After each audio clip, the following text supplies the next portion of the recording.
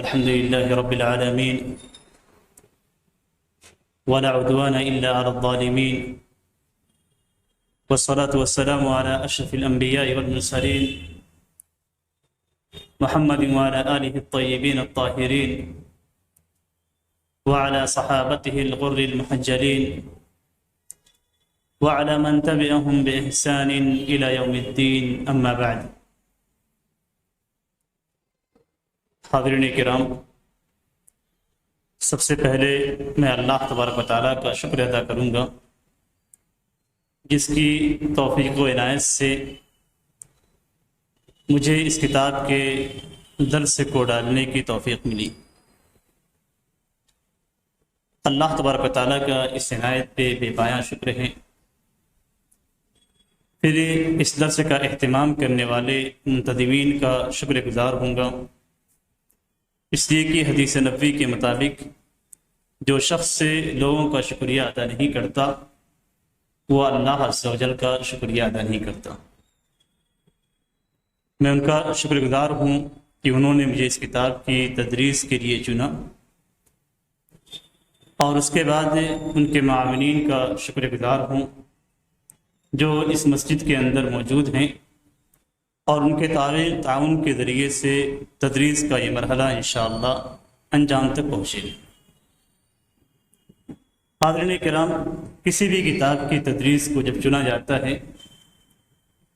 تو ظاہر سی بات ہے اس کتاب کی افادیت کو دیکھا جاتا ہے۔ اگر وہ کتاب مفید ہے تو انشاءاللہ وہ لوگوں کو فائدہ پہنچائے گی اور اس سے لوگ مستفید ہوں گے۔ کتاب کی اہمیت کا اندازہ دو چیزوں سے ہوتا ہے۔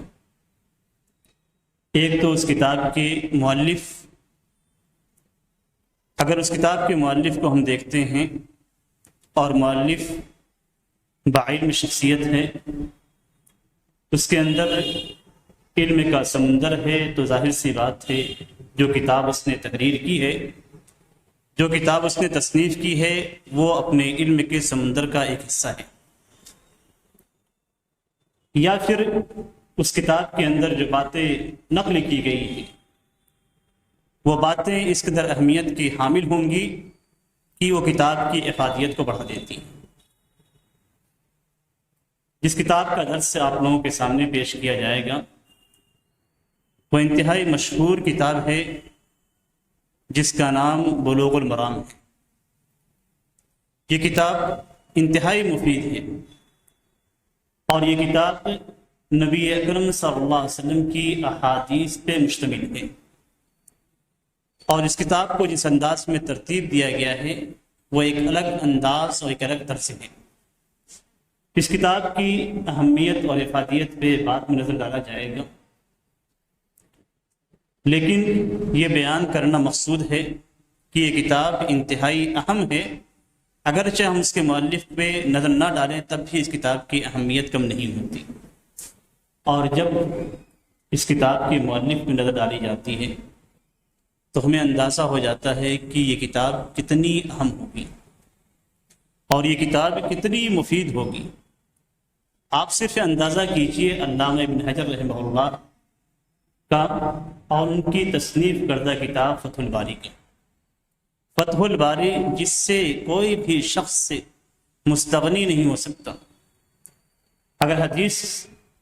کے بارے میں اسے علم حاصل کرنا ہے، حدیث کی معلومات حاصل کرنی ہے تو فتح الباری سے مستغنی ہو سکتا۔ اگر مصطلح کی معلومات حاصل کرنی ہے، حدیث کے فنون کو دیکھنا ہے تو ایسی صورت میں فتح الباری سے مستغنی نہیں ہو سکتا۔ اگر حدیث کے معانی کو دیکھنا ہے، اس کے کلمات کے شروحات پہ نظر ڈالنی ہے تو ایسی صورت میں یہ فتح الباری سے مستغنی نہیں ہو سکتا۔ اگر وہ یہ چاہتا ہے کہ حدیث کے اندر کیا فقہ ہے، اس سے کون سے مسائل مستنبط ہوتے ہیں، اگر اس سے دیکھنا ہے تو بھی وہ فتح الباری کی جانب رجوع کرے۔ کسی بھی صورت میں حدیث سے متعلق کسی بھی علم کو حاصل کرنے والا فتح الباری سے مستغنی نہیں ہو سکتا، اور یہی وہ کتاب ہے جسے علامہ ابن حجر رحمہ اللہ کی جانب منسوب کی جاتی ہے، اور ان کی یہ تصنیف ہے اور یہ تصنیف ہی ان کی اہمیت اور ان کے علم کو بیان کرنے کے لیے کافی ہے۔ جو شخص اتنی بڑی کتاب تصنیف کر سکتا ہے اور اپنی کتاب میں اتنے سارے علوم کو ڈال سکتا ہے، آپ اندازہ کر سکتے ہیں کہ وہ اپنی دوسری کتابوں میں کتنے علوم کو ڈالتا ہوگا۔ یہ مختصر سی کتاب ہے جو ہم پڑھ رہے ہیں یا جسے ہم پڑھیں گے، جس کا درس آپ سنیں گے، یہ ایک مختصر سی کتاب ہے، اور اس کتاب کے اندر علامہ ابن حجر رحمہ اللہ نے احادیث کو ذکر کیا ہے۔ اس حدیث کی، اس کتاب کی اہمیت، اس کے منہج کو بعد میں بیان کیا جائے گا، اور کسی بھی کتاب کی تدریس سے پہلے اس کے مصنف کے حالات کو، اس کے سوانح کو ہلکا سا جاننا ضروری ہے، اس لیے کہ جب ہم مصنف کے علم کا اندازہ کریں گے، اس کے حالات کو پڑھیں گے، تو ایسی صورت میں ہمیں معلوم ہوگا کہ اس کتاب کی اہمیت کیا ہے۔ کسی بھی شخص کے حالات کو جب جانا جاتا ہے، اس کو پڑھا جاتا ہے، یا کسی بھی سوانح یا سفر نامہ کو ہم جب پڑھتے ہیں، تو اس کا مقصد یہ ہوتا ہے کہ اس کی زندگی کا جو نچوڑ ہے، کس طریقے سے اس نے علم حاصل کیا، کس طریقے سے اس نے اپنی زندگی کو وقف کیا، اور کس طریقے سے اس نے اپنی محنت صرف کی، ان ساری محنتوں کو دیکھ کر اپنے اندر حوصلہ پیدا کرنا اور اس جیسے طریقے پہ چلنا۔ علامہ ابن حجر رحمہ اللہ کی زندگی کے چند حالات آپ لوگوں کے سامنے پیش کیے جائیں گے، ان کی سوانح عمری کے چند حصے آپ لوگوں کے سامنے پیش کیے جائیں گے۔ علامہ ابن حجر رحمہ اللہ کا نسب اور ان کی پیدائش کے تعلق سے مختلف کتابیں لکھی گئی ہیں۔ ان کی سوانح عمری پہ ان کے شاگرد علامہ سخاوی رحمہ اللہ نے ایک پوری کتاب لکھی ہے۔ اس کے علاوہ بھی ان کے تراجم دوسری کتابوں کے اندر ملتے ہیں،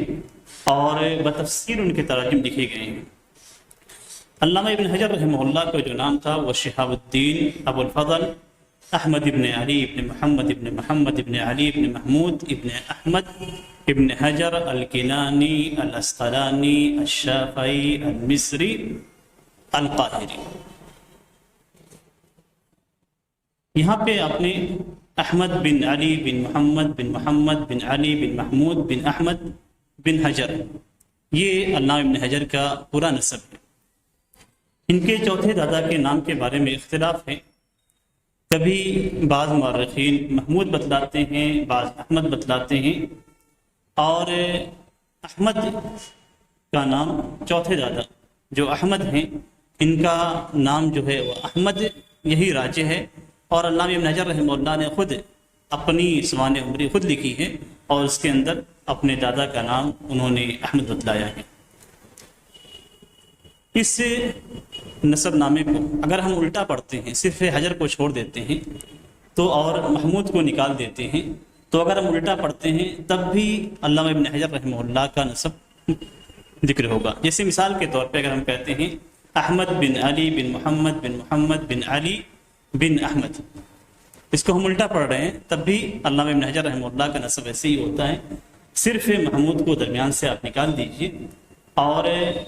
جو آخری نام ہے حجر اس کو نکال دیجئے، تو آپ الٹے ہی پڑھ سکتے ہیں اور سیدھے ہی پڑھ سکتے ہیں۔ یعنی احمد بن علی بن محمد بن محمد بن علی بن احمد، یہ آپ نے سیدھے پڑھا، الٹے ہی پڑھیں گے تو احمد بن علی بن محمد بن محمد بن علی بن احمد، دونوں طریقے سے اسے پڑھا جا سکتا ہے، اور علامہ ابن حجر رحمہ اللہ نے اس چیز کو ذکر بھی کیا ہے۔ علامہ ابن حجر رحمہ اللہ کا جو لقب تھا وہ شہاب الدین۔ علامہ ابن حجر رحمہ اللہ کا جو زمانہ تھا، اس زمانے کے اندر اکثر علماء کرام کے لقب پائے جاتے تھے، کسی کو زین الدین، کسی کو شہاب الدین، کسی کو ذکی الدین، اس طریقے سے مختلف لقب پائے جاتے تھے۔ تو علامہ ابن حجر رحمہ اللہ کا جو لقب تھا وہ شہاب الدین تھا، اور ان کی کنیت ابو الفضل تھی، لیکن ان کی کئی کنیت تھی۔ یہ کنیت جو ابو الفضل ہے یہ ان کے والد نے خود رکھی تھی، جبکہ وہ بچپن میں تھے، شادی سے پہلے ہی ان کی کنیت ابو الفضل رکھی گئی تھی، اور علامہ عراقی اور علاء الدین محلی رحمہ اللہ نے ان کی کنیت ابو العباس بیان کی ہے، اور بعض علماء کرام نے ان کی کنیت ابو جعفر بیان کی ہے، لیکن ان کی جو پہلی کنیت ہے وہ ابو الفضل، یہی ان کے والد کی دی ہوئی کنیت ہے، اور یہی کنیت موجود اور معروف ہے۔ ان کے نسب کے بارے میں اگر ہم دیکھتے ہیں تو ان کا تعلق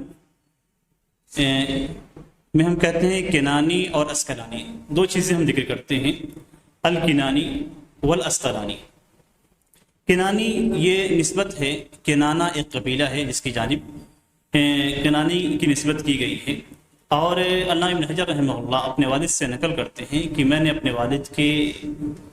تحریر میں یہ چیز پائی کہ یہ کنانی النسب تھے اور ان کی اصل اسقلان تھی۔ الاسقلانی کے نام سے مشہور ہے، جب بھی آپ مختلف کتابوں کے اندر دیکھیں گے تو ابن حجر الاسقلانی کہا جاتا ہے۔ یہ اسقلان یہ شام یعنی فلسطین کے علاقے میں ایک شہر کا نام ہے، اور ایسا ظاہر ہوتا ہے کہ کنانی جو نسب ہے یعنی کنانہ کے افراد اسقلان میں منتقل ہو گئے تھے، اور پھر وہ اسی مقام پہ رہے یہاں تک کہ صلاح الدین ایوب رحمہ اللہ نے انہیں اس مقام سے منتقل کر دیا تھا۔ یہاں پہ جو چیز مشہور ہے ان کے لقب کے تعلق سے وہ یا ان کے نام کے تعلق سے وہ ابن حجر۔ حجر کون تھے اس بارے میں علماء کے درمیان اختلاف پایا جاتا ہے۔ بعض علماء کرام کہتے ہیں کہ حجر یہ لقب تھا، بعض علماء کرام کہتے ہیں کہ حجر یہ نام تھا۔ علامہ سخاوی رحمہ اللہ کہتے ہیں کہ حجر یہ ان کے بعض دادا کا نام تھا، بعض دادا کا لقب تھا، اور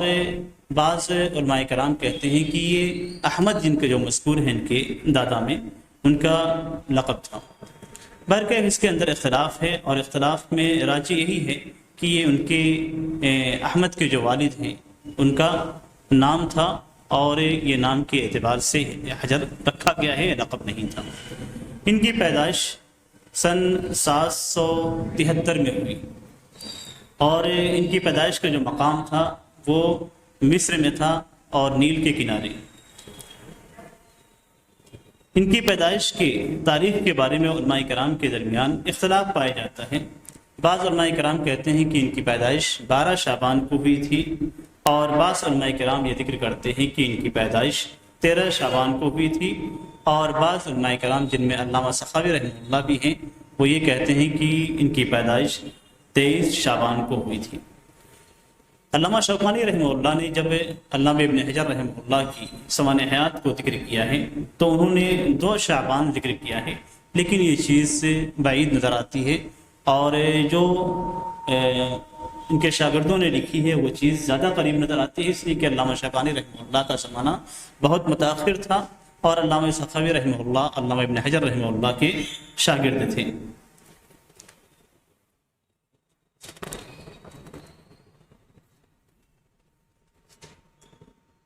کسی بھی عالم کی سوانح حیات میں سب سے اہم چیز اس کی تربیت کا ہوتا ہے، کہ کس طریقے سے اس کی تربیت ہوئی، کس خاندان میں اس کی تربیت ہوئی۔ خاندان پہ اگر نظر ڈالیں گے، ان کے آباء و اجداد پہ، ان کے چچا وغیرہ پہ، تو اس صورت میں معلوم ہو جائے گا کہ اس شخص کا خانوادہ کیسا تھا، اور اس خانوادے کا کیسا اثر تھا اس کی تربیت پہ۔ علامہ ابن حجر رحمہ اللہ کی تربیت ان کے خانوادے میں ہوئی، لیکن علامہ ابن حجر رحمہ اللہ یتیم رہے، اور اس کی وجہ یہ کیا تھی کہ ان کے والد کا انتقال رجب سن 777 میں ہو گیا، جبکہ ان کی پیدائش جو ذکر کی جاتی ہے وہ 12 شعبان یا 13 شعبان یا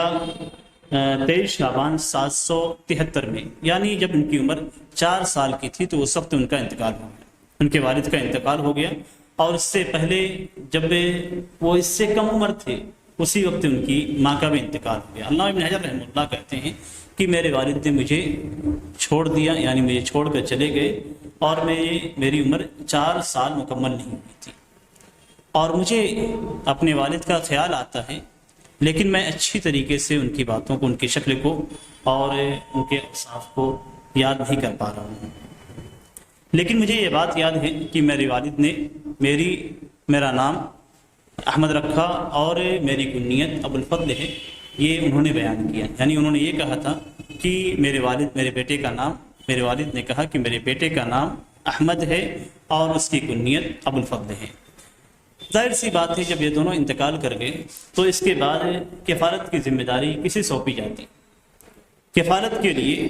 ان کے والد نے دو شخصیت کا نام لیا. ایک شخصیت ذکی الدین ابو بکر بن نور الدین علی الخروبی تھی، جو کہ بہت بڑے تاجر تھے اور ان کے پاس بہت زیادہ مال تھا، بلکہ وہ سارے تاجروں کے رئیس تھے، یعنی ہیڈ تھے. اور دوسری شخصیت جن کی وصیت کی گئی، ان کے والد نے وصیت کی تھی، وہ علامہ شمس الدین ابن القطان تھے، جن کا ان کے والد سے خاص تعلق تھا. لیکن پہلے شخص نے ان کی تربیت کا خاص خیال رکھا، جبکہ علامہ شمس الدین ابن قطان کے تعلق سے علامہ ابن حجر رحمہ اللہ خود ذکر کرتے ہیں کہ انہوں نے میری تربیت کا خاص خیال نہیں رکھا. اور اس خاص خیال میں کیا تھا، چونکہ یہ علامہ تھے، عالم تھے، اس لیے ان کے اوپر جو ذمہ داری بنتی تھی وہ یہ کہ علامہ ابن حجر رحمہ اللہ کی دینی تربیت کرتے اور انہیں مدارس کی جانب یا مکتب کی جانب روانہ کرتے اور انہیں کتابیں یاد کراتے اور ان کے تدریس، ان کے درس کا اہتمام کرتے، ان کے پڑھنے کا اہتمام کرتے. لیکن علامہ ابن حجر رحمہ اللہ کہتے ہیں کہ ان کا خاص تعلق میرے والد سے تھا اور میرے والد نے ان کو وصیت کی، لیکن ان کا جو تصرف تھا وہ بہتر اور محمود نہیں تھا. اور وہ کیا کرتے تھے، اپنے بچوں کو علماء کرام کے پاس بھیج دیتے تھے، لیکن علامہ ابن حجر رحمہ اللہ کو جو ہے پڑھنے کے لیے علماء کرام کے پاس نہیں بھیجتے تھے. لیکن ان ساری چیزوں کے باوجود علامہ ابن حجر رحمہ اللہ کا جو بچپنا گزرا وہ انتہائی پاکیزہ رہا، انتہائی بہتر رہا. اور علامہ ابن حجر رحمہ اللہ کی اچھی تربیت ذکی الدین ابی بکر بن نور الدین علی الخروبی نے اچھے انداز میں کی اور ان کی برابر تربیت کرتے رہے، یہاں تک کہ خروبی کا انتقال سن 787 میں ہو گیا. علامہ ابن حجر رحمہ اللہ مکتب میں کب داخل ہوئے؟ آج ہمارے یہاں KG اور LKG کا اہتمام کیا جاتا ہے، لیکن علماء کرام کی اگر سوانح کو پڑھیں، اور یہ چیز سے ہمارے ایک شیخ نے بھی ذکر کی کہ بچوں کو بہت چھوٹی سی عمر سے بچوں کو بھیجنا نہیں چاہیے. بچوں کو پڑھنے کے لیے بہت چھوٹی عمر سے نہیں بھیجنا چاہیے، اس لیے کہ اس کا کوئی خاص فائدہ نہیں ہوتا. خاص فائدہ اس لیے نہیں ہوتا ہے کہ جو چیزیں آپ 4 سال کی عمر میں بچے کو سکھاتے ہیں، وہ بچہ 7 سال یا 6 سال کی عمر میں باتیں خود بخود سیکھ جائے گا. اور 4 سال کی عمر یا 5 سال کی عمر بچے کی ایسی نہیں ہوتی کہ اسے کوئی ذمہ داری دی جائے. اگر وہ مثال کے طور پہ چند رنگوں کو جاننا سیکھ جاتا ہے، پہچاننا سیکھ جاتا ہے، یا چند باتیں اچھی طریقے سے بولنا جان جاتا ہے، تو وہ 2 سال کے بعد بھی وہ باتیں اچھی طریقے سے بولنا سیکھ جائے گا اور وہ بغیر کسی محنت کے سیکھ جائے گا. یعنی گھر کے اندر ہی آپ کے بلانے سے، آپ کے کہنے سے، آپ کے بتلانے سے وہ چیزیں سیکھ جائے گا. اس لیے بہت خاص اہتمام جو ہمارے یہاں LKG یا KG کا کیا جاتا ہے، یہ سابق زمانوں کے اندر، پچھلے زمانوں کے اندر نہیں پایا جاتا تھا، اور اس کا کوئی خاص علمی فائدہ اس بچے پہ مترتب نہیں ہوتا. جس چیز کا اہتمام ہونا چاہیے یا جس چیز کا اہتمام کرنا چاہیے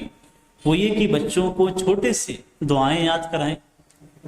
قرآن کریم کی آیات کو یاد کرائیں اور قرآن کریم کی آیات کو پہچاننا سکھلائیں. اس لیے کہ جتنے بچپن سے بچہ ان چیزوں کو سیکھے گا، یاد کرے گا، اس کا ذہن اتنا ہی تیز ہوگا. یہ اللہ تبارک تعالیٰ کی جانب سے توفیق ہوتی ہے اور اللہ تبارک تعالیٰ کی جانب سے مدد ہوتی ہے کہ بچہ جس قدر قرآن کریم کو یاد کرتا ہے اس کا ذہن اتنا ہی تیز ہوتا ہے. جس قدر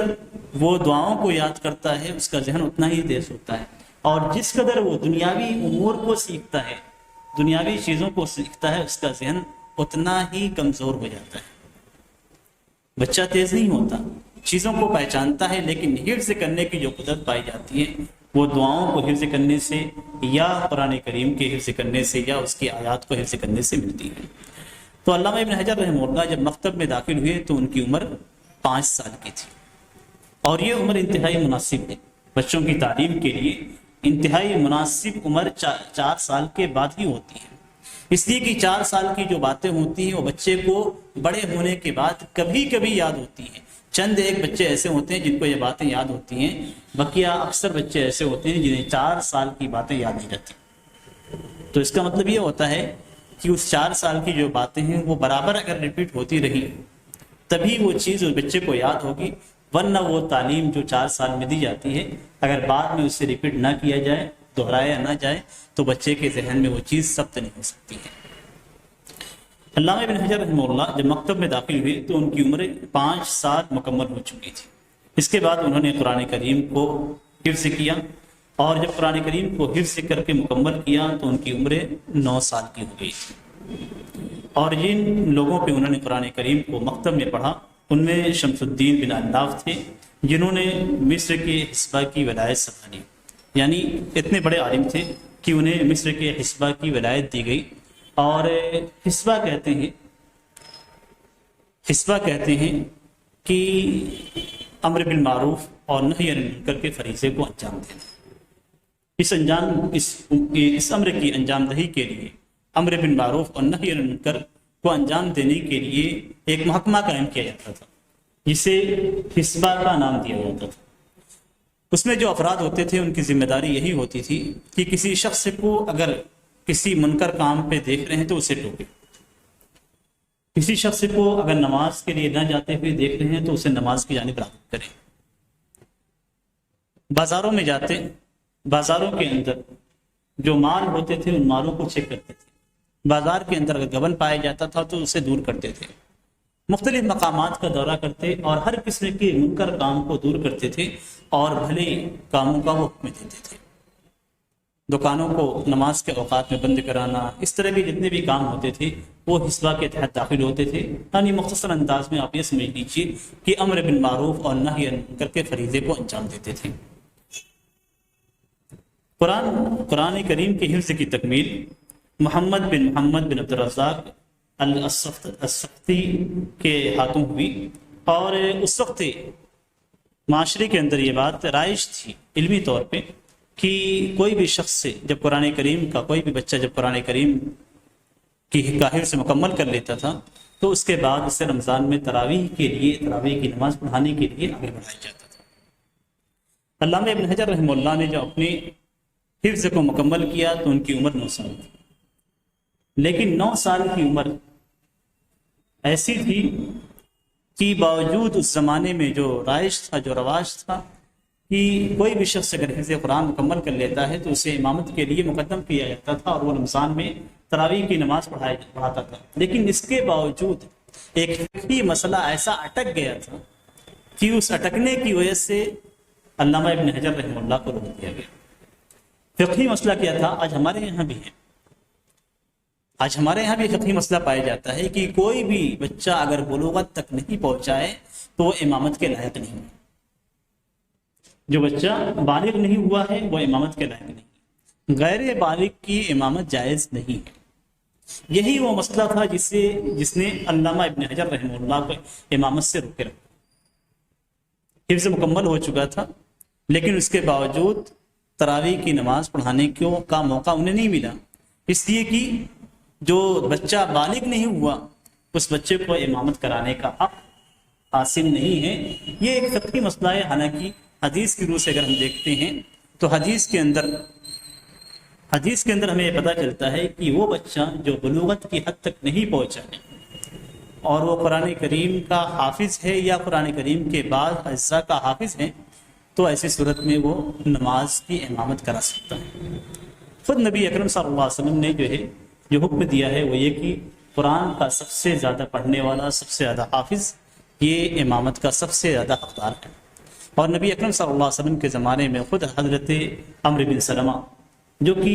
ان کے بارے میں آتا ہے کہ وہ 7 سال کے تھے یا 8 سال کے تھے، وہ لوگوں کی امامت کراتے تھے، اس لیے کہ قرآن کریم کے سب سے زیادہ حافظ تھے، سب سے زیادہ حافظ اپنی قوم میں تھے، اور وہ امامت کراتے تھے۔ اور امامت کے درمیان حدیث کے اندر آتا ہے کہ وہ امامت کراتے تھے، اور بسا اوقات کپڑے چھوٹے ہوتے تھے اس لیے ان کی شرمگاہ ظاہر ہو جاتی تھی، یعنی جب سجدے میں جاتے تھے اور سجدے سے اٹھتے تھے تو شرمگاہ ان کی ظاہر ہو جاتی تھی، یہاں تک کہ ان کی قوم کی عورتوں نے کہا کہ اپنے امام کی شرمگاہ کو ہم سے چھپاؤ، پھر ان کے لیے کپڑا مہیا کیا گیا۔ تو یہ حدیث کے اندر ہے، یہ فقہی مسئلہ ایک الگ چیز ہے، جو مذاہب کے اندر پایا جاتا ہے، مسالک کے اندر پایا جاتا ہے، ایک الگ چیز ہے، لیکن اسی مذہب کی بنیاد پہ انہیں امامت سے روک دیا گیا اور اس فریضے سے وہ رکے رہے، یہاں تک کہ وہ اپنے جب 12 سال کی عمر ہوئی تو اس کے بعد وہ امامت کے لائق ہوئے، اس لیے کہ 12 سال کی عمر وہ عمر قرار دی جاتی تھی جس میں بلوغت کے پائے جانے کا احتمال تھا۔ سن 783 میں دوبارہ دور میں وہ مشغول ہو گئے اور سن 785 میں علامہ ابن حجر رحمہ اللہ نے اپنی عمر کے 12 سال مکمل کی۔ لیکن اللہ تبارک و تعالیٰ کا کرنا دیکھی، ایک طرف اپنے ملک کے اندر، اپنے شہر کے اندر وہ امامت سے روک دیے گئے، دوسری طرف ان کے جو وصی تھے، جن کو ان کے بارے میں ان کے والد نے وصیت کی تھی کہ ان کی نگرانی میں ان کی تربیت ہوگی، جو ذکی الدین الخروبی تھے، وہ اس سال انہیں لے کر مکہ گئے۔ جس سال ان کی عمر 12 سال مکمل ہوئی، اس سال انہیں لے کر عمرے کے لیے گئے اور وہاں پہ انہوں نے رمضان کا مہینہ پایا اور مسجد حرام میں لوگوں کی امامت کرائی۔ اس سے آپ اندازہ کر سکتے ہیں کہ اللہ تبارک و تعالیٰ جب کسی کو نوازتا ہے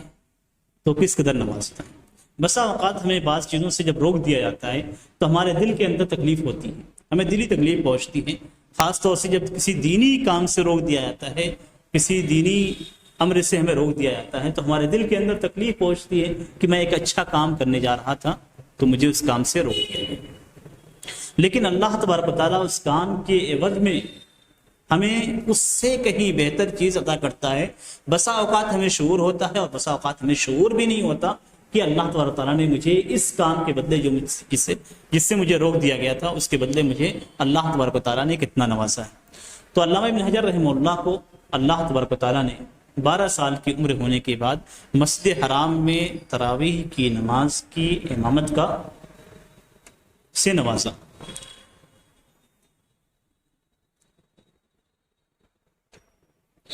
علامہ ابن حجر رحمہ اللہ کی علمی زندگی مزید اگر دیکھتے ہیں تو اس دور کے اندر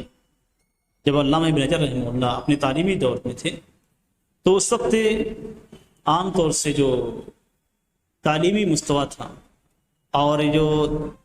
تعلیمی رواج تھا وہ یہ کہ جو طلباء ہوتے تھے ان کو چھوٹی چھوٹی کتابیں حفظ کرنے کے لیے دیا جاتا تھا۔ وہ چھوٹی چھوٹی کتابیں یاد کرتے تھے اور یاد کرنے کے بعد اپنے مشائخ کو سناتے تھے، اور اسی چیز کو طلباء کے حفظ کرنے کو طلباء کے علمی تعمیر و ترقی میں اہم چیز سمجھا جاتا تھا۔ علامہ ابن حجر رحمہ اللہ کا بھی ایسا ہی تھا، انہوں نے بھی قرآن کریم کے حفظ کرنے کے بعد دوسری کتابوں کو حفظ کرنا شروع کیا اور مکہ سے مصر لوٹنے کے بعد سن 786 میں انہوں نے عمدۃ الاحکام جو علامہ مقدسی رحمہ اللہ کی ہے اور حاوی الصغیر جو قزوینی کی ہے، اسی طریقے سے مختصر ابن حجر جو اصول فقہ کے اندر ہے اسے، اور ملحد الاعراب جو علامہ حروی رحمہ اللہ کی ہے، اور اسی طریقے سے منہج الاصول جو بیضاوی کی ہے، الفیۃ العراقی اور الفیۃ ابن مالک و تنبیہ فی فروع الشافعیہ للشیرازی، یہ تمام کتابیں انہوں نے یاد کرنی اور پڑھنی شروع کی۔ جب انہوں نے ان کتابوں کا علم حاصل کرنا شروع کیا تو اپنے جو ہم عصر تھے، ان کے ہم کلاس تھے، ان میں جو ہے وہ کافی تیز رہے، ان سارے افراد پہ سبقت حاصل کر لیا، اور اس کے بعد انہوں نے صحیح بخاری کو 785 میں مسند حجاز عفیف الدین عبداللہ النشاوی پہ سنا، اور اس کے بعد پھر وہ طلب علم کے اندر جڑ گئے، اور شروع میں علامہ ابن حجر رحمہ اللہ نے ادب اور تاریخ کا کافی اہتمام کیا، یعنی ان کی پوری توجہ ادب اور تاریخ پہ رہی، اور ابھی بھی وہ مکتب میں ہی تھے، مکتب سے باہر نہیں نکلے تھے، مکتب میں ہی تھے، تبھی انہوں نے ادب اور تاریخ کا اہتمام کیا، اور بہت سارے روات کے حالات ان کے ذہن کے اندر بہت سارے روات کے حالات ان کے ذہن کے اندر استقرار پائے، اور اس کے بعد پھر بہت ساری چیزوں کا انہوں نے نام لیا۔ لیکن اس میں جو چیز ذکر کرنے کی بہت ساری باتیں ہیں جسے میں نظر انداز کر دیتا ہوں۔ اس میں جو ذکر کرنے کی بات ہے وہ یہ کہ ادب و تاریخ کو سیکھنے کے بعد، اس کا اہتمام کرنے کے بعد، اس کی طرف توجہ کرنے کے بعد پھر علامہ ابن حجر رحمہ اللہ دوبارہ حدیث کی جانب متوجہ ہوئے، اور حدیث سے کہ میں انہوں نے علامہ عراقی رحمہ اللہ سے علم حاصل کیا، اور تقریباً 10 سال تک جو ہے علامہ عراقی رحمہ اللہ کے ساتھ رہے۔ یہاں پہ جو چیز ذکر کرنا چاہوں گا وہ یہ کہ علامہ زین الدین عراقی جو ان کے استاد تھے، ان کو انہوں نے 10 سال تک ان کی صحبت اختیار کی اور ان سے علم حاصل کرتے رہے۔ بسا اوقات طلبہ علم کے ساتھ ایسا ہوتا ہے کہ چند علوم سیکھ لیتے ہیں یا چند سالوں تک وہ تعلیم حاصل کر لیتے ہیں، تو یہ سمجھتے ہیں کہ ہم اپنے سارے علوم کے اندر جس کو ہم نے سیکھا ہے، ان سارے علوم میں ہم نے مہارت حاصل کر لی ہے اور ہم عالم اور فاضل اور فائق ہو چکے ہیں۔ جبکہ علامہ ابن حجر رحمہ اللہ نے صرف ایک شخصیت کو تقریباً 10 سال تک پکڑے رکھا، اور ایک شخصیت سے تقریباً 10 سال تک علم حاصل کرتے رہے۔ یہ ایک شخصیت یعنی زین الدین عراقی رحمہ اللہ، ایسا نہیں کہ ان کے علاوہ دوسرے علماء کرام سے انہوں نے علم حاصل نہیں کیا، لیکن چونکہ علامہ زین الدین عراقی رحمہ اللہ فن حدیث میں سب سے ماہر تھے، اپنے زمانے کے اندر سب سے اعلیٰ شمار کیے جاتے تھے، اس لیے علامہ ابن حجر رحمہ اللہ نے انہیں 10 سال تک پکڑے رکھا، 10 سال تک ان سے علم حاصل کرتے رہے۔ آج اگر ہم مدارس کے تعلیمی سالوں کو گنتے ہیں تو تعلیمی سال 7 سال بنتے ہیں، اور اس 7 سال کے بعد جب وہاں سے طلبہ علم نکلتے ہیں تو اپنے آپ کو بہت بڑا عالم سمجھتے ہیں۔ 7 سال تک مختلف علماء کرام سے علم سیکھتے ہیں، مختلف کتابیں پڑھتے ہیں، اور وہ بھی علوم اسلامیہ کے مبادیات کو پڑھتے ہیں، اور اس کے بعد یہ سمجھتے ہیں کہ ہم بہت بڑے عالم ہو چکے ہیں۔ حقیقت میں اگر علم سیکھنا ہے تو جیسا کہ بعض علماء کرام نے کہا ہے، من المہدی الی اللحد۔ علامہ امام احمد بن حنبل رحمہ اللہ سے کہا گیا کہ کب تک آپ علم سیکھتے رہیں گے؟ تو انہوں نے کہا کہ گود سے لے کر قبر تک، یعنی جب تک قبر میں پہنچنے جاتا ہوں تب تک اپنے آپ کو طلبہ علم میں شمار کرتا ہوں۔ اور یہ حقیقت ہے کہ اگر کوئی شخص اپنے آپ کو جس دن عالم سمجھنا شروع کر دیتا ہے، اس دن سے اس کا زوال شروع ہوتا ہے، اور جب تک وہ اپنے آپ کو طلبہ علم میں شمار کرتا ہے، جب تک اپنے آپ کو طالب سمجھتا ہے، اپنے علم کو کم سمجھتا ہے کہ میرے پاس بہت تھوڑا علم ہے، تو مزید علم کے لیے کوشش کرتا ہے، کتابیں پڑھتا ہے، علماء کرام سے سوال کرتا ہے، اور مزید بحث و تحقیق کرتا ہے۔ لیکن جس وقت وہ یہ سمجھتا ہے کہ میں عالم بن چکا ہوں، اب مجھے مزید علم سیکھنے کی ضرورت نہیں ہے، اس دن سے اس کا زوال شروع ہو جاتا ہے، اس لیے کہ اس کا علم وہیں پہ ختم ہو جاتا ہے، اس سے زیادہ اس کا علم نہیں ہوتا، اس کے پاس اس سے زیادہ علم نہیں ہوتا۔ تو ہمیشہ ہر شخص کو اور ہر شخص کی یہ کوشش ہونی چاہیے کہ علم جہاں سے بھی ملے وہاں سے حاصل کرے، صحیح علم جہاں بھی ملے وہاں سے حاصل کرے، اور یہ نہ سمجھے کہ میں نے علم حاصل کر لیا ہے۔ ہمارے ایک شیخ تھے مدینہ کے اندر شعبہ دار الحدیث میں، کتاب التوحید پڑھاتے تھے، کتاب التوحید جو علامہ محمد بن عبد الوہاب رحمہ اللہ کی ہے، وہ پڑھاتے تھے۔ انہوں نے کہا کہ میں نے اس کتاب کو اپنے شیخ سے 30 سال تک پڑھا، اس کتاب کو میں نے اپنے شیخ سے 30 سال تک پڑھا۔ آج ہمارے حدیث عام طور سے یہ سمجھتے ہیں کہ ہمارے پاس عقیدے کا علم ہو گیا، ہمارا عقیدہ صحیح ہے تو ہمارے پاس علم حاصل ہو گیا اور ہم عقیدے کے اندر پختہ ہو گئے، جبکہ انہوں نے 30 سال تک ایک ہی کتاب کو ایک شیخ سے پڑھا، پڑھتے رہے، ختم ہوتا، پھر پڑھتے پھر ختم کتاب ہوتی تو پھر پڑھتے، اس طریقے سے 30 سال تک ایک ہی کتاب انہوں نے ایک عالم سے پڑھی۔ تو علم اس طریقے سے سیکھا جاتا ہے، اور اس کی وجہ کیا ہوتی ہے کہ جب بھی آپ کسی عالم سے اسی کتاب کو دوبارہ پڑھیں گے تو آپ کے پاس مزید نئی معلومات جو ان کے پاس ہوگی وہ آپ کو دیں گے۔ کوئی بھی کتاب جو آپ دوسری بار پڑھیں گے تو اس کے پاس یہی چیز پرانی آیات کے تعلق سے، اگر آپ نے تفسیر پڑھ لی ہے یا جس کے پاس سے عربی زبان کا علم ہے، جس کے پاس سے آیات کو سمجھنے کا ہنر ہے، وہ شخص جب بھی اس آیت کو پڑھتا ہے، ایک ہی آیت کو اگر وہ 10 بار پڑھتا ہے تو 10 نئے نقاط اس کے سامنے آتے ہیں۔ تو علم ایسی چیز ہے، خاص طور سے کتاب و سنت کا علم، قرآن اور حدیث کا علم، کہ جتنی بار آپ اسے پڑھیں گے آپ ایک نئی چیز اس کے اندر پائیں گے، اور اس سے متعلقہ کتابیں جتنی بھی آپ پڑھیں گے ہر کتاب کے اندر کوئی نہ کوئی آپ کو نئی بات ملے گی۔ اسی طریقے سے جو دروس آپ سنتے ہیں، اگرچہ دروس سے ایک ہی کتاب کے اندر کیوں نہ ہو، لیکن ہر بار آپ کو نئی چیز ملے گی۔ تو علامہ ابن حجر رحمہ اللہ نے زین الدین عراقی رحمہ اللہ کو 10 سال تک پکڑے رکھا اور ان کی مصاحبت اختیار کی، اور ان سے علم حدیث کو سند، متن، علل اور مصطلح یہ سارے فنون سے انہوں نے سیکھے۔ علامہ ابن حجر رحمہ اللہ کا جو خاندان تھا، یہ خاندان تجارت میں مشغول تھا اور علم میں بھی مصروف تھا۔ علمی خاندان بھی تھا اور تجارتی خاندان بھی تھا۔ علامہ ابن حجر رحمہ اللہ کے والد کے چچا فخر الدین عثمان بن محمد، جو ابن البزاز کے نام سے مشہور تھے اور انہیں ابن حجر بھی کہا جاتا تھا، وہ انہوں نے اسکندریہ کے اندر انہوں نے سکونت اختیار کی اور وہ افتاء کے رئیس تھے۔ اور چونکہ علامہ ابن حجر رحمہ اللہ کا جو مذہب تھا، جو مسلک تھا، وہ شافعی مسلک سے تعلق رکھتے تھے، چونکہ ان کے آباء و اجداد بھی اسی مسلک سے متصف تھے۔ لیکن یہاں پہ ایک بات ذکر کرنا مناسب سمجھوں گا، وہ یہ کہ نسبت، شافعی نسبت، اکثر آپ دیکھیں گے شافعی نسبت یا حنفی نسبت یا حنبلی نسبت یا اسی طریقے سے مالکی نسبت، اکثر کتابوں کے مصنفین کے نام کے ساتھ یہ بات جڑی رہتی ہے، لیکن اس کا مطلب یہ نہیں ہوتا کہ وہ شخص مجتہد نہیں ہے۔ یہ ایک ایسی نسبت ہوتی ہے جو شرف کی نسبت ہوتی ہے، جس پہ آدمی فخر محسوس کرتا ہے، یا خاندان اسی نسبت سے منسوب تھا، اس لیے آنے والا جو عالم بھی اسی جانب اپنی نسبت کرتا ہے۔ جیسے علامہ ابن حجر رحمہ اللہ نے اپنی نسبت امام شافعی رحمہ اللہ کی طرف کی، ان کو شافعی اور مسلک کہا جاتا ہے، لیکن اگر ان کے علم کو دیکھیں تو یہ مجتہد ہے، اس لیے کہ انہوں نے علامہ ابن حجر رحمہ اللہ، امام شافعی رحمہ اللہ کے مسلک کو اگرچہ نسبت کے طور پہ اختیار کیا ہے، لیکن حقیقت میں تحقیق کے بعد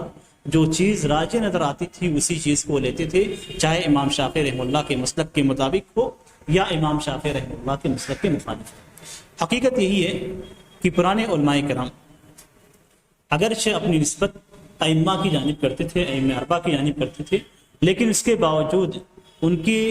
اندر یہ چیز، خاص طور سے علماء کرام کے اندر یہ چیز پائی جاتی تھی کہ اگر حق بات ان کے سامنے آ گئی تو چاہے وہ کسی بھی مسلک سے متعلق ہو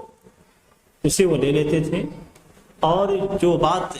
حق نہیں ہوتی تھی اگرچہ وہ اپنے مسلک کے اندر کیوں نہ ہو اسے چھوڑ دیتے تھے۔ علامہ ابن حجر رحمہ اللہ کا تعلق بھی شافعی، ان کے خاندان کا تعلق بھی شافعی مسلک سے تھا، اور ان کے جو والد کے چچا تھے وہ بھی شافعی مسلک کے مطابق جو ہے فتویٰ دیا کرتے تھے۔ علامہ ابن حجر رحمہ اللہ کے جو دادا تھے وہ قطب الدین محمد بن علی، یہ تاجر آدمی تھے، اور تاجر ہونے کے باوجود بہت سارے علماء کرام سے انہوں نے سند اجازت حاصل کی۔ سند اجازت کہتے ہیں کسی عالم کی جو روایت ہوتی ہے اسے اس کی اجازت طلب کرنا۔ پچھلے زمانے میں یہ ہوتا تھا اور محدثین کے اندر یہ چیز پائی جاتی تھی، اور آج بھی یہ چیز علماء کرام کے درمیان پائی جاتی ہے، لیکن عوام کے درمیان یہ چیز معروف نہیں ہے۔ جس طریقے سے ہمیں کسی بھی تعلیمی مرحلے کو مکمل کرنے کے بعد سرٹیفکیٹ ملتی ہے، اسی طریقے سے بعض علماء کرام کے پاس سند موجود ہے کہ کس نے کس سے روایت کی، اور یہ سند متصل ہوتی ہے نبی اکرم صلی اللہ علیہ وسلم تک۔ جس طریقے سے ہم بخاری اور مسلم اور دوسری کتب حدیث کے اندر امام بخاری رحمہ اللہ کی سند نبی اکرم صلی اللہ علیہ وسلم تک دیکھتے ہیں، اسی طریقے سے امام بخاری رحمہ اللہ کے جو تلامذہ ہیں، جو ان کے شاگرد ہیں، پھر ان کے جو شاگرد ہیں، یہاں تک کہ اس زمانے میں جو شاگرد پائے جاتے ہیں، جو افراد پائے جاتے ہیں، جو علماء کرام ہیں، ان کے پاس سند موجود ہے، اور اسی سند کی اجازت دیتے ہیں آپ کو کہ آپ مجھ سے ان احادیث کی کتابوں کو روایت کر سکتے ہیں۔ مثال کے طور پہ میں نے اپنے والد رحمہ اللہ سے صحیح بخاری پڑھی، اور امام مطا رحمہ اللہ، امام مطا میں نے پڑھی۔ یہ دونوں کتابیں میرے والد رحمہ اللہ اپنے شیخ سے روایت کرتے ہیں، جو شیخ الحدیث عبد اللہ الرحمانی رحمہ اللہ ہیں، اور وہ اپنے شیخ سے اپنے شیخ سے اپنے شیخ سے یہاں تک کہ وہ سند متصل ہو جاتی ہے امام بخاری سے ہوتے ہوئے نبی اکرم صلی اللہ علیہ وسلم تک. تو یہ سند اجازہ ہوتی ہے. تو ان کے جو چچا تھے انہوں نے بہت سارے علماء کرام سے، تاجر ہونے کے باوجود بہت سارے علماء کرام سے انہوں نے سند اجازت حاصل کی. اور ان کی کئی اولاد تھے جن میں کمال الدین، مجد الدین، تقی الدین، اور ان میں سب سے چھوٹے ولی الدین تھے. پھر نور الدین جو ابن حجر رحمہ اللہ کے والد ہیں. اور اگر نور الدین جو ان کے والد ہیں، ان کی سیرت کو اگر ہم دیکھتے ہیں تو ہمیں بھی یہ ملتا ہے کہ یہ تجارت کے ساتھ ساتھ درس کا بھی اہتمام کرتے تھے اور علم بھی سیکھتے تھے. امام شافعی رحمہ اللہ کے مذہب کے مطابق انہوں نے فقہ حاصل کی اور حاوی الصغیر کو انہوں نے یاد کیا، اور محمد بن عقیل رحمہ اللہ سے انہوں نے فقہ حاصل کی. اور اس کے ساتھ ساتھ ان کا اہتمام جو ہے ادب کا بھی تھا، اشعار بھی یہ کہتے تھے، اور ادب کے اندر ان کا بڑا مقام تھا. ابن حجر رحمہ اللہ اپنے والد کے تعلق سے کہتے ہیں کہ انہوں نے حدیث کا اہتمام نہیں کیا. ان کے اشعار بہت زیادہ تھے اور لوگوں میں عام تھے. عقل و دینداری اور امانت داری اور مکارم اخلاق سے متصف تھے. انہوں نے نیک لوگوں کی صحبت اختیار کی، اور علامہ ابن قطان، ابن عقیل اور ولی الدین عراقی رحمہ اللہ نے بھی ان کے والد کی مدح اور تعریف کی ہے.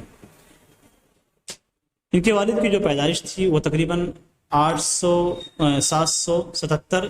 رجب کے اندر ہوئی تھی.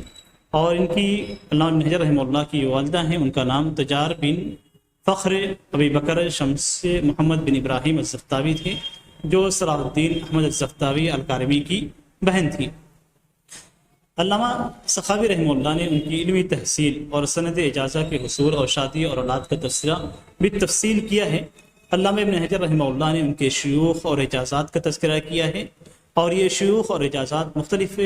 مقامات سے متعلق ہیں، جن میں مکہ، دمشق، بالبک اور مصر شامل ہیں. یعنی کہنے کا مقصود یہ ہے، علامہ ابن حجر رحمہ اللہ اور علامہ سخاوی رحمہ اللہ نے جو باتیں ذکر کی ہیں ان سے یہ بات پتہ چلتی ہے کہ ان کی والدہ نے علم حدیث حاصل کی، اور مختلف شیوخ سے انہوں نے حدیث اور فقہ اور دوسری چیزوں کا علم حاصل کیا. اور یہ علم انہوں نے مکہ کے اندر، دمشق کے اندر، بالبک کے اندر اور مصر کے اندر حاصل کیا. علامہ ابن حجر رحمہ اللہ نے 25 سال کی عمر میں شادی کی، اور انہوں نے انس بنت قاضی کریم الدین عبد الکریم بن عبد العزیز سے شادی کی، جن سے ان کی کئی اولاد ہوئی. اور یہ ان اولادوں میں ان کی کوئی ساری کی ساری بیٹیاں رہیں، صرف ایک بیٹا رہا، اور وہ بیٹا بھی بچپن میں انتقال کر گیا. ان کی جو اہلیہ تھی وہ بھی علم میں معروف تھی، عالمہ تھی، اور انہوں نے بہت سارے علماء کرام سے سند اجازت حاصل کی. علامہ ابن حجر رحمہ اللہ انہیں لے کر خود بہت ساری محفلوں میں حاضر ہوتے تھے اور اپنے مشائخ سے اجازہ حاصل کرتے تھے.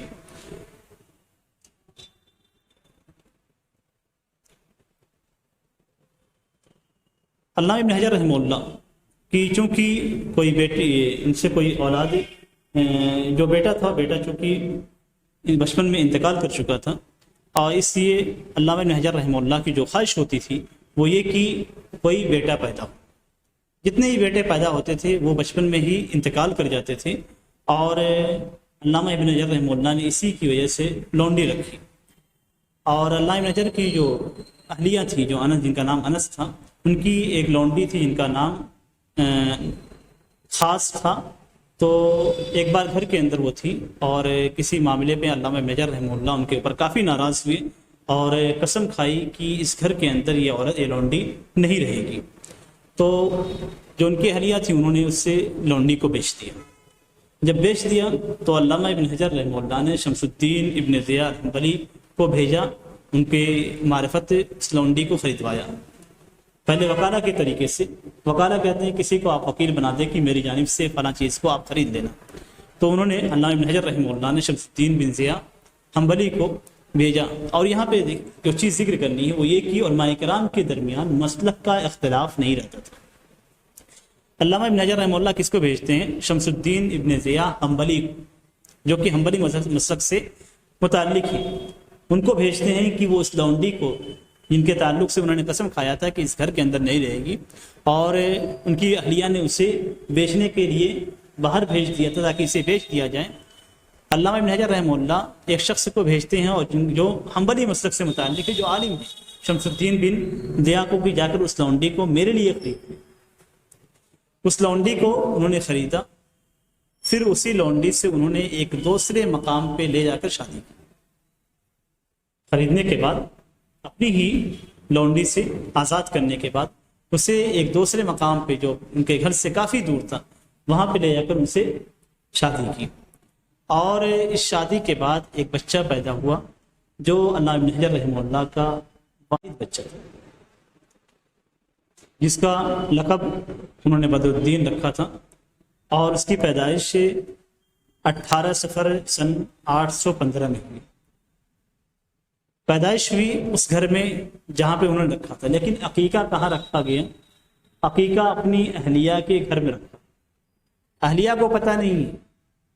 دعوت رکھی گئی، لوگ جمع ہوئے، عقیقہ ہوا، لیکن اہلیہ کو پتہ نہیں ہے کہ عقیقہ ہو رہا ہے۔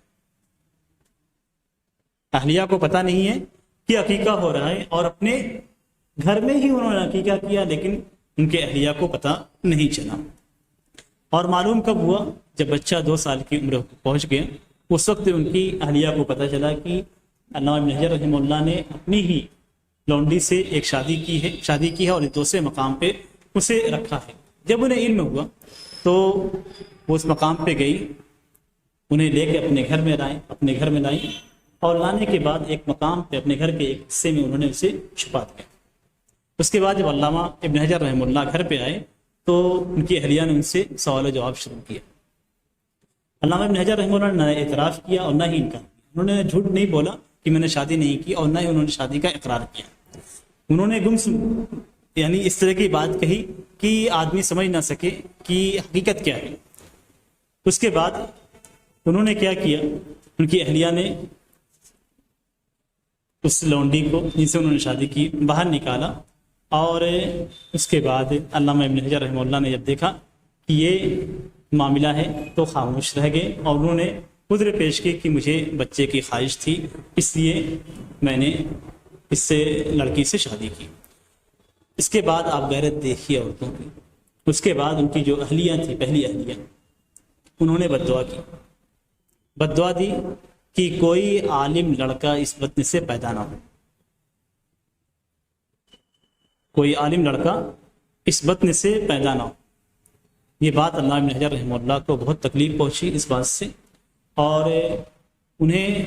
اس بددعا سے خوف ہوا، اس لیے کہ وہ مستجاب الدعوات تھی، ان کی دعائیں قبول ہوتی تھی، اور انہوں نے علامہ ابن حجر رحمہ اللہ نے اس سے کہا کہ آپ نے میرے دل کو جلا دیا، یعنی ایسی بات کہی کہ میرا دل جل اٹھا۔ علامہ ابن حجر رحمہ اللہ کی وفات کے بعد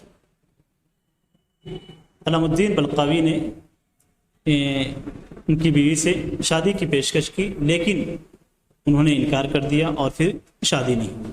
علامہ ابن حجر رحمہ اللہ نے تیسری شادی زین الدین ابو بکر علمشاتی کی بیوہ سے کی،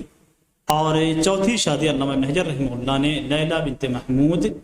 بن طوعان حلبیہ سے کی۔ اور جہاں تک کہ ان کے اولاد کا تعلق ہے تو علامہ ابن حجر رحمہ اللہ کی 5 اولاد تھی، اور 5 بیٹیاں تھیں اور 1 بیٹا تھا۔ بیٹیوں کے نام زین خاتون، فرحہ، عالیہ، رابعہ، فاطمہ تھا، اور بیٹے کا نام بدر الدین محمد تھا۔ زین خاتون جو ان کی پہلی اولاد تھی، یہ علامہ ابن حجر رحمہ اللہ ان کا خاص خیال کرتے تھے۔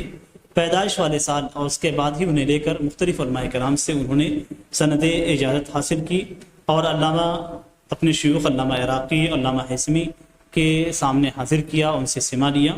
اور علامہ ابن خطیب رحمہ اللہ کے گھر میں انہیں سماع حدیث کے لیے پیش کیا۔ دوسری جو اولاد تھی فرحہ، یہ سن 804 میں پیدا ہوئی، اور ان کے لیے بھی علامہ ابن حجر رحمہ اللہ نے سند اجازت طلب کی۔ اور دوسری چیزیں جو آپ آگے بھی محسوس کریں گے وہ یہ کہ علامہ ابن حجر رحمہ اللہ اس بات کا خاص اہتمام کرتے تھے کہ اپنے اولاد کے لیے سند اجازت طلب کریں، اور اس زمانے میں اس چیز کا خاص اہتمام کیا جاتا تھا کہ سند کی جو احادیث کی جو سندیں ہیں اس کے لیے مختلف علماء کرام سے اجازت طلب کی جاتی تھی، اجازہ لیا جاتا تھا اور ان سے سند حاصل کی جاتی تھی۔ تیسری جو بیٹی تھی وہ عالیہ تھی، وہ سن 807 میں پیدا ہوئی اور ان کے لیے بھی علامہ ابن حجر رحمہ اللہ نے مختلف علماء کرام سے سند اجازت حاصل کی۔ چوتھی بیٹی تھی رابعہ، پانچویں بیٹی تھی رابعہ، جن کی پیدائش 811 میں ہوئی اور انہیں بھی لے کر مختلف علماء کرام سے علامہ ابن حجر رحمہ اللہ نے سماع کیا اور ان سے اجازت حاصل کی۔ ان کے جو لڑکے تھے بدر الدین ابو المعالی محمد، ان کا علامہ ابن حجر رحمہ اللہ خاص خیال کرتے تھے اور ان کی تعلیم اور ان کی تہذیب کا خاص اہتمام کرتے تھے۔ قرآن انہیں حفظ کرایا، انہوں نے لوگوں کی امامت کرائی اور ان کے لیے علامہ ابن حجر رحمہ اللہ نے وہ کتاب لکھی جس کی تدریس آپ لوگوں کے سامنے، جس کا درس آپ لوگوں کے سامنے ڈالا جائے گا۔ بلوغ المرام من ادلۃ الاحکام، یہ علامہ ابن حجر رحمہ اللہ نے خاص اپنے اس بیٹے کے لیے لکھی تھی، ان کا اکلوتا بیٹا تھا، اس کے لیے علامہ ابن حجر رحمہ اللہ نے بلوغ المرام من ادلۃ الاحکام لکھی، لیکن انہوں نے صرف چند حصے کو ہی یاد کیا اور اپنے والد کی بہت ساری محفلوں میں یہ شریک رہے اور بہت ساری احادیث انہوں نے اپنے والد سے سنی اور قضاء اور اوقاف کے کاموں میں اپنے والد کے معاون کے طور پہ کام کیا، جن کی وجہ سے ان کے والد یعنی علامہ ابن حجر رحمہ اللہ کی محبت ان سے بہت زیادہ ہو گئی۔ اپنے والد کے حیات میں ہی مختلف مناصب پہ یہ فائز ہوئے، جن میں حسنیہ کے اندر حدیث کی تدریس تھی اور جامع طولون میں امامت کا فریضہ انہوں نے انجام دی۔ ان کے تعلق سے بعض علماء کرام نے جو ہے کچھ ایسے الفاظ لکھے ہیں جن سے یہ ظاہر ہوتا ہے کہ ان کی اخلاق درست نہیں تھے، ان کے اخلاق بہتر نہیں تھے، لیکن ان پہ علامہ سخاوی رحمہ اللہ نے رد کیا ہے اور بظاہر ایسا لگتا ہے کہ جو باتیں ان کی جانب منسوب کی گئی ہیں یہ باتیں درست نہیں، اس لیے کہ ان کی جانب پہ بعض چیزیں منسوب کی گئی جن کی وجہ سے ان کے بیٹے کو قید کیا گیا اور پھر وہ ساری باتیں غلط ثابت ہوئی اور اس وجہ سے علامہ ابن حجر رحمہ اللہ نے اس پہ ایک کتاب بھی لکھی جن کا نام انہوں نے لکھا ردع المجرم عن سب المسلم۔ یہ کتاب علامہ ابن حجر رحمہ اللہ نے اپنے بیٹے کے قید سے نکلنے کے بعد اس کتاب کی تعریف انہوں نے کی اور اس کتاب میں انہوں نے ذکر کیا کہ مسلمان کو گالی نہیں دینا چاہیے، اسے برا برا نہیں کہنا چاہیے اور بہت ساری چیزیں انہوں نے اس میں ذکر کی۔ علامہ ابن حجر رحمہ اللہ کی اگر علمی زندگی دیکھتے ہیں اور ان کی زندگی کو دیکھتے ہیں، یعنی جو عملی زندگی ہے اسے دیکھتے ہیں، تو علامہ ابن حجر رحمہ اللہ مختلف مساجد میں انہوں نے خطابت کے فریضہ انجام دیا، جن میں سے سب سے مشہور جامع ازہر ہے، جامع امر ہے، اور اس کے علاوہ بھی ان کے یہاں طلبہ کرام کا، طلبہ علم کا تاتا بدھا رہتا تھا اور مختلف مقامات سے بہت سارے طلاب علم ان کے پاس آتے تھے اور ان کی شخصیت کے اندر بردباری، تواضع، صبر پایا جاتا تھا۔ عملی طور پہ بہت زیادہ روزہ رکھتے تھے اور بہت زیادہ قیام کرتے تھے۔ ان کی تعریف کے لیے یہی کافی ہے کہ یہ حدیث کے اندر مرجع کے طور پہ جانے جاتے ہیں اور انہیں امیر المومنین کے لقب سے نوازا گیا، یعنی حدیث کے اندر امیر المومنین کے لقب سے نوازا گیا۔ علامہ ابن حجر رحمہ اللہ کو امیر المومنین کے لقب سے نوازا گیا اور بخاری رحمہ اللہ کو بھی امیر المومنین کے لقب سے نوازا گیا۔ تو یہ دو شخصیتیں ہیں، یعنی بخاری اور ان کی شرح کرنے والے سب سے مشہور شخصیت، دونوں کو امیر المومنین کے لقب سے نوازا گیا۔ ان کے شیوخ کی اگر ہم تعداد دیکھتے ہیں تو شیوخ کی تعداد بہت زیادہ ہے جن سے انہوں نے علم حاصل کیا۔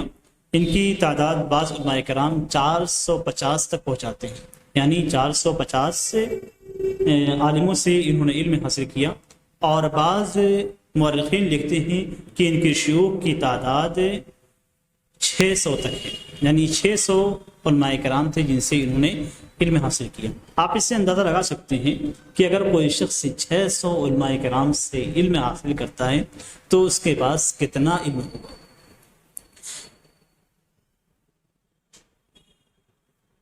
ان میں جو مشہور علماء کرام ہیں، قراءات کے اندر ابراہیم بن احمد بن عبد الواحد بن عبد المومن التنوخی ہیں، اور دوسرے جو قراءت کے شیخ ہیں یا ان کے استاد ہیں وہ محمد بن محمد الدمشقی الجزری ہیں، جو شیخ القراءات کے نام سے مشہور ہیں۔ حدیث کے اندر جو ان کے شیوخ ہیں ان میں عبداللہ بن محمد بن سلیمان النیسابوری جو نشاوری کے نام سے مشہور ہیں۔ دوسرے جو شیخ ہیں وہ محمد بن عبداللہ بن ظہیرہ المخزومی المکی جمال الدین ہیں۔ ان سے انہوں نے فقہ حدیث کے مباحث پڑھے اور ان کی مصابت انہوں نے مکی کے اندر اختیار کی جب ان کی علامہ ابن حجر رحمہ اللہ کی عمر 12 سال کی تھی۔ اور تیسرے جو استاد ہیں وہ انتہائی اہم اور بڑے استاد ہیں، یہ بڑے اہم اساتذہ کا ذکر کیا جا رہا ہے، جن میں عبدالرحمن بن حسین عبدالرحمن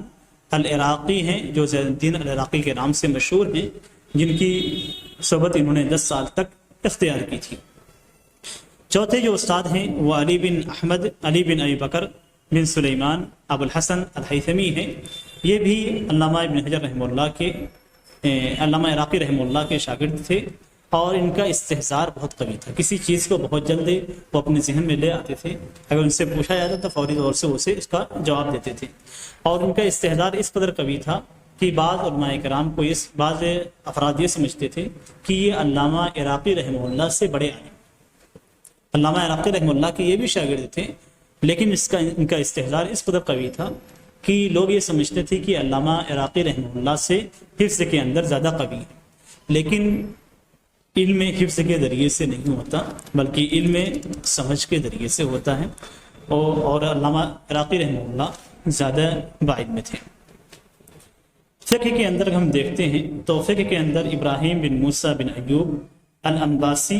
یہ ان کے فقہ کے شیوخ میں سے ہیں۔ دوسرے شیخ ہیں فقہ کے عمر بن علی بن احمد بن ملقن، اور تیسرے ہیں عمر بن رسلان بن نصیر البلقینی،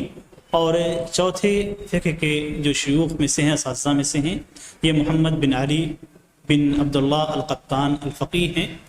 اور پانچویں ہیں علی بن احمد بن ابی العدمی الشیخ نور الدین۔ عربی زبان کی جو شیوخ ہیں انہوں نے ادب بھی سیکھی، عربی زبان کو بھی ان کو عبور حاصل تھا، اور اس سلسلے میں ان کے جو شیوخ تھے جو اساتذہ تھے ان میں محمد بن علی بن عبد الرزاق الغماری المصری ہیں۔ دوسرے استاد ہیں محمد بن ابراہیم بن محمد الدمشقی بدر الدین البشتکی، یہ مشہور ادیب ہیں اور فاصل شخصیت تھی۔ اور تیسرے جو شیخ ہیں محمد بن یعقوب بن محمد بن ابراہیم بن عمر الشیرازی۔ اگر ان کی مصنفات پہ نظر ڈالتے ہیں، ان کی تصنیفات پہ، تو ان کی تصنیفات کی تعداد 132 تصنیف سے زیادہ ہے، 132 کتابوں سے زیادہ انہوں نے تصنیف کی۔ ان ساری چیزوں کو میں بیان نہیں کروں گا، چند ایک کتابوں کو ذکر کرتا ہوں، جس میں الآیات النیرات الخوارق المعجزات، اتباع الاثر فی رحلت ابن حجر، اتحاف المہرہ باطراف العشرہ، الاتقان فی فضائل القرآن، العجبہ المشرقہ، الاسئلہ المفرقہ، الاحکام لبیان ما فی القرآن من ابہام، 40 حدیثا متباینۃ الاسانید بشرط السماع، اسباب النزول، الاستبصار على الطائن المعثار، اطراف المختارہ، الاصابہ فی تمییز الصحابہ، الاستدراک على الکافی الشاف، اطراف الصحیحین، اطراف المسند المعتلی باطراف المسند الحنبلی، الانارہ فی الزیارہ، انباء الغمر بانباء العمر، الانوار بخصائص المختار، البدایہ والنہایہ، بذل المعون بفضل التعاون، البسط المبثوث فی خبر البرغوث، تخریج احادیث الاربعین للنووی، تخریج احادیث الاذکار للنووی، ترجمۃ النووی، تشویق الى وصل المهم من التعلیق، تصحیح الروضہ، تعجیل المنفع بروایت رجال الائمہ الاربعہ، تہذیب التہذیب، اور تقریب التہذیب، اور تقریب التعلیق۔ یہ ساری بہت ساری کتابیں اکثر ایسی ہیں جو جو علوم حدیث کے اندر لکھی گئی ہیں، اس میں ساری کتابوں کو تقریباً میں نے نام ذکر کیا ہے، لیکن ان ساری کتابوں کو ذکر کرنے میں بہت وقت نکل جائے گا، اس لیے مختصراً جو ہے یہ چند کتابیں ذکر کی گئی ہیں۔ اکثر کتابیں علامہ ابن حجر رحمہ اللہ کی فن حدیث کے اندر ہیں، جو شرح کے تعلق سے، کبھی سند پہ، کبھی مصطلح سے، اور وہ مختلف چیزوں سے، جو مختلف علوم جو حدیث سے متعلق ہیں ان کے تعلق سے اکثر کتابیں علامہ ابن حجر رحمہ اللہ نے تالیف کی ہیں۔ علامہ ابن حجر رحمہ اللہ جیسا کہ ہر شخص کے ساتھ ہونا ہے، ہر فرد کے ساتھ ہونا ہے کہ ایک یہ زندگی گزارنے کے بعد انہیں اس دنیا سے رخصت ہونا ہے، اسی طریقے سے علامہ ابن حجر رحمہ اللہ بھی دوسرے افراد کی طرح اس دنیا سے رخصت ہو گئے، اور ان کی وفات ایک بیماری کے تحت ہوئی۔ سن 852 ذی الحجہ میں انہیں مرض لاحق ہوا، اور مرض کی وجہ سے ان کی طبیعت خراب ہوئی، اور طبیعت خراب ہونے کے ناطے وہ دھیرے دھیرے کمزور ہوتے رہے، یہاں تک کہ ایک مہینہ مرض طویل، ایک مہینے تک طویل رہا، اور اس کے بعد سن 852 کے ذی الحجہ کے وسط میں وہ انتقال کر گئے۔